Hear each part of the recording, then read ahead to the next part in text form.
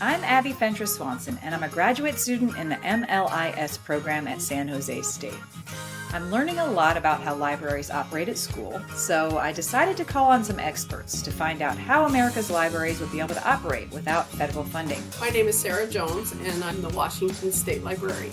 And I have been in the library field for pretty close to 40 years, which seems like in some ways a really long time, and like yesterday sometimes too. Sara told me that while the libraries she's worked in get funding from local governments and from private donors, federal dollars have been integral to keeping library programs going in Washington. And this year, where we've been thinking about what life would look like without federal funding, it's really difficult, and it's been hard to imagine that.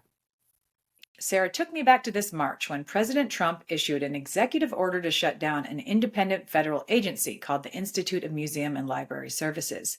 The IMLS funds libraries, archives, and museums across the country. The largest way is in a program called Grants to States. It's a population-based formula, and it comes to each of our states based on our population. Everyone gets a minimum of $1 million, so even if you're very small Wyoming, you get a minimum of $1 million, and California is a very large state, gets a minimum of $1 million. And then the rest of it is allotted based on our population. So here in the state of Washington, this federal funding has been really key to our advancing of library work. It's roughly 30% of the entire budget that's spent from the state library to support library services. And we've done a number of things with it, but very traditionally, really, for decades, we've supported two really primary programs. One is our Talking Book and Braille library that supports people who have difficulty with the print word. The other primary program these federal funds support is providing library services to incarcerated and institutionalized people in Washington state. Oftentimes, a prison library will have essentially donated books, and it can be really tragic in terms of that there's just nothing available. There's oftentimes, books are in such bad condition that they're not complete.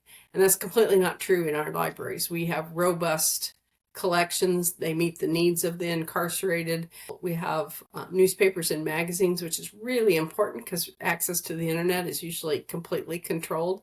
So it gives a moment in those in some really tough places where people can have some normalcy and can have access to, some lifelong learning tools that could make a tremendous difference. So literally on April 1st, which was not a joke, we got a notice from the Institute of Museums and Library Services that they were canceling our Grants to State grant.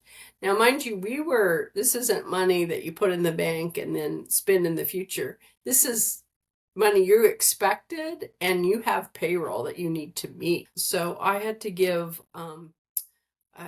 well over 20 people a notice that they might lose their job. And we had to cancel contracts. We had to tell our communities that services that they were expecting, the Talking Book and Braille Library, the incarcerated, those could be reduced or eliminated. Luckily, a judge ended up finding Trump's actions illegal because these were congressionally appropriated funds that he couldn't just take away. Sara says 5 weeks after the grants disappeared, they were reinstated. But the damage was already done. Neither the Talking Book and Braille Library nor the program supporting incarcerated and institutionalized people in Washington state have returned to their full capacities. Some of Sara's staff has moved on, and she's uncertain about what will happen next. The great hope is that a new budget will restore federal funding to libraries. This is not the time to let up. This is the time to continue to tell your Congress people that this is critical resources for you in your communities, and it's really important that the federal government still supports them. So, if you haven't had time to reach out to your elected officials about keeping federal funding on the books for libraries, now is the time to do it. Both the American Library Association and the nonprofit Every Library have great resources about this federal funding fight to support libraries. Go to ala.org or everylibrary.org to learn more. I'll also be posting a few more videos sharing what I learned about this important issue. Thanks for watching this one, and I'll see you next time.